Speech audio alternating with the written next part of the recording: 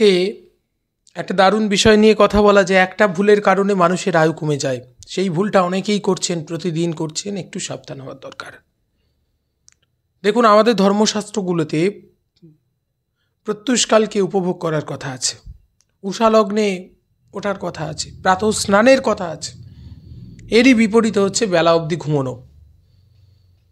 আজকে দেখুন, early to bed early to rise, এই কথাটা খুব প্রচলিত। সকাল সকাল ঘুমিয়ে পড়ুন, সকাল সকাল উঠে পড়ুন। তা এখন কথা হচ্ছে, এই বেলা করে ঘুমোনো আজকের যুগে কিন্তু আয়ু কমে যাবে। লিভার, শারীরিক সমস্যাগুলোর জন্য কিন্তু অত্যন্ত অত্যন্ত একটা বিপজ্জনক একটা ব্যাপার।